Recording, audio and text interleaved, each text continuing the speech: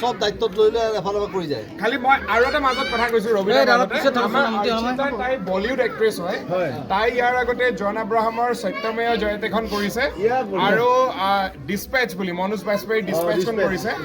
এইখন তাই first Assamese film ৰুদ্ৰ, আৰু ছেকেণ্ডখনো ৰবি শৰ্মাৰ লগতে তাই কৰিবলৈ সৌভাগ্যৱান।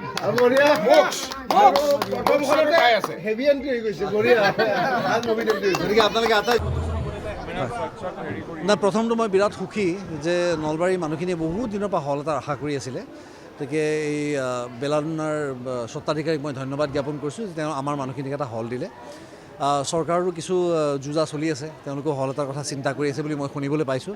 গতিকে আশা কৰোঁ সেই হলটো সোনকালে হৈ যায় যাতে, কাৰণ নলবাৰী এক বৃহৎ অঞ্চল, এই অঞ্চলৰ মানুহখিনিয়ে ছবি চাই ভাল পায় আৰু মই যিহেতু তেওঁলোকৰ নিজৰ ল'ৰা, মোৰ ছবিখন তেওঁলোকে মিছ কৰিব নিবিচাৰে। গতিকে সদায় মোলৈ আহি থাকে এটা ৰিকুৱেষ্ট যে আপুনি কৰক, হলটো কিবাকৈ দিব পৰা যায় নেকি। গতিকে এইবাৰ মই সুখী যে এটা সৰুকৈ হ'লেও আমাৰ মাজত এটা হল আছে আৰু আহি মই মোৰ নিজৰ মানুহখিনিৰ মাজত থিয় হ'বলৈ সুবিধা পালোঁ। আৰু যিটো উৎসাহ তেওঁলোকৰ চকুত মই দেখিবলৈ পাইছোঁ, সেই উৎসাহ যদি অব্যাহত থাকে, সেই উৎসাহ যদি আমাৰ প্ৰতি সেই আশীৰ্বাদ হৈ আমাৰ মূৰত সদায় থাকে, আমি আৰু বহুত ভাল ভাল কাম দিব পাৰিম বুলি মই বিশ্বাসী।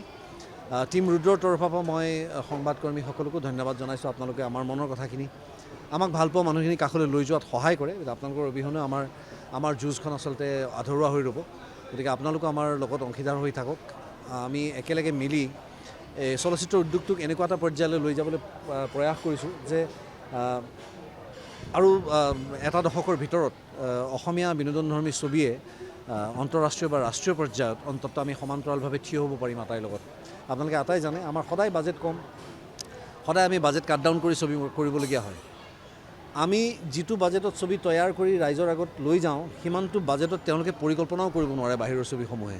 গতিকে আমি ইমান ডাঙৰ এটা প্ৰত্যাহ্বান যেতিয়া লৈয়ে আছোঁ হাতত, গতিকে মই বিশ্বাসী যে আমাৰ যি ধৰণে কষ্ট কৰিব পৰা কলা কুশলী আছে, শিল্পীসকল আছে, আমি যদি কষ্ট কৰোঁ আৰু ৰাইজৰ যদি আশীৰ্বাদ লগত থাকে, তেতিয়াহ'লে মই ভাবোঁ যে আমি সেই যি আমাৰ সপোন, সেই সপোন আমি পূৰণ কৰিব পাৰিম।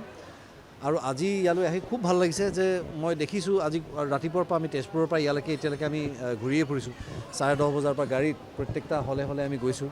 কিন্তু আটাইৰে উৎসাহ দেখি, আটাইৰে যিটো ইচ্ছা অসমীয়া বোলছবি এখন চোৱাৰ যিমান আগ্ৰহ তেওঁলোকৰ, সি আকৌ প্ৰমাণ কৰিলে যে অসমীয়া মানুহে অসমীয়া ছবিয়েই চাই ভাল পায়। যেতিয়াই হিন্দী ছবি এখন আমাৰ ওচৰত থিয় হৈছে, যদি সাংঘাতিক ধৰণে হাই কাষ্ট হাই বাজেট বা ষ্টাৰ কাষ্ট থকা ছবি নহয় যদি, আজিলৈকে কিন্তু অসমীয়া ছবিৰ ওচৰত সদায় তেওঁলোক ফেইল হৈছে। গতিকে মোৰ বিশ্বাস যে এই ধৰণৰ যদি মনোবৃত্তি আমাৰ মাজত থাকে, অসমীয়া বুলি যদি আমি নিজকে যদি সদায় উদযাপন কৰিব জানো, তেতিয়াহ'লে ছবি উদ্যোগটো আমাৰ ঠন ধৰি উঠিব, আগুৱাই গৈ থাকিব। আৰু মোৰ আটাইলৈ অনুৰোধ যে যি ধৰণে মই প্ৰতিজ্ঞাবদ্ধ যে মই স্কুল কলেজত প্ৰচাৰ প্ৰসাৰ নকৰোঁ ছবি, গতিকে মোৰ প্ৰচাৰৰ প্ৰসাৰ তেওঁলোক সকলেই কৰিব। গতিকে ছবিখন চাই তেওঁলোকে কেনেকুৱা পালে যদি আমাক ছ'চিয়েল মিডিয়াৰ থ্ৰু দি আমাক জানিবলৈ দিয়ে, তেতিয়াহ'লে মই ভাবোঁ তাতকৈ ডাঙৰ প্ৰচাৰৰ প্ৰসাৰ একো নাই। আৰু সি অৰ্গেনিক, এই সঁচা কথাৰ ওপৰত আধাৰিত, তাক কোনো ফেব্ৰিকেট কৰিব নোৱাৰে, কোনো তাত সলাব বদলাব নোৱাৰে। গতিকে ৰুদ্ৰৰ পিছত মোৰ মোক্ষ বুলি এখন ছবিৰ মই যুঁজা কৰি আছোঁ। শ্বুটিং প্ৰায় 80% শেষ হৈছে আৰু 20-10% কাম বাকী আছে। গতিকে সেইখিনি কৰি হয়তো অহা বছৰ মই সেইখন ছবি ৰিলিজ কৰিম। তাৰ লগতে আৰু কেইবাখনো ছবি ছাইন আপ কৰিছোঁ, সেইবোৰ এতিয়াই ক'ব পৰা হোৱা নাই। গতিকে লাহে লাহে মই আটাইকে জনাম আপোনালোকক। চৰি, চৰকাৰক মই আজিলৈকে বহুবাৰ ক'লোঁ, এতিয়া আকৌ কৈছোঁ যে মই কৈয়ে থাকোঁ যে আমাক ছবিগৃহ লাগে। কাৰণ ছবিগৃহ কম হোৱাৰ ফলস্বৰূপে আমি আজি যিখিনি ছবি নিৰ্মাতা, যিসকল প্ৰযোজক, পৰিচালক, আমি নিজৰ ভিতৰতে খোৱা কামৰা কৰি থাকিবলগীয়া হৈছে ডেট লৈ পেলাই। কিন্তু যি ধৰণে এখন হিন্দী ছবি বা আন্তঃৰাষ্ট্ৰীয় পৰ্যায়ৰ এখন ছবিয়ে এসপ্তাহত টাৰ্গেট কৰে যে এসপ্তাহত তেওঁলোকে ব্ৰেক ইভেন কৰিব, এসপ্তাহত তেওঁলোকৰ ব্যৱসায়িক দিশত তেওঁলোক সফল হ'ব, তেনেকৈ যদি আমি কৰোঁ, আমি বহু ছবি উপহাৰ হিচাপে দিব পাৰিম অসমীয়া দৰ্শকক। তেওঁলোকে চুজ কৰিব পাৰিব কোনখন ছবি চাব। গতিকে মই চৰকাৰক অনুৰোধ জনাম আজি আপোনালোকৰ এই মাধ্যমেৰে যে তেওঁলোকে আমাক ছবিগৃহ দিয়ক। কাৰণ ছবিয়ে তেওঁলোকক যথেষ্ট সংখ্যক ৰেভিনিউ দিয়ে। গতিকে ইমান ৰেভিনিউ দিয়াৰ ফলত হলৰ প্ৰতি তেওঁলোকে অলপমান লক্ষ্য ৰাখক যে হলবিলাকক যি ধৰণৰ ছাবচিডিবিলাকৰ প্ৰয়োজন আছে, বা যিসকল লোকে হল তৈয়াৰ কৰি বহি আছে কেৱল নথিপত্ৰ নাই হোৱাৰ কাৰণে হলকেইটা ৰিলিজ কৰিব পৰা নাই, তেওঁলোকে এখন খিৰিকীতেই যদি সমগ্ৰ নথিপত্ৰ যদি তেওঁলোকক দিব পাৰে, তেতিয়াহ'লে অতি শীঘ্ৰে সেই হলবিলাকো খুলি যাব।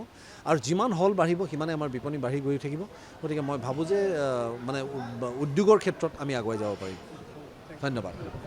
যিকোনো খবৰৰ বাবে যোগাযোগ কৰক 7099017330 লগতে 7099017110 নম্বৰত।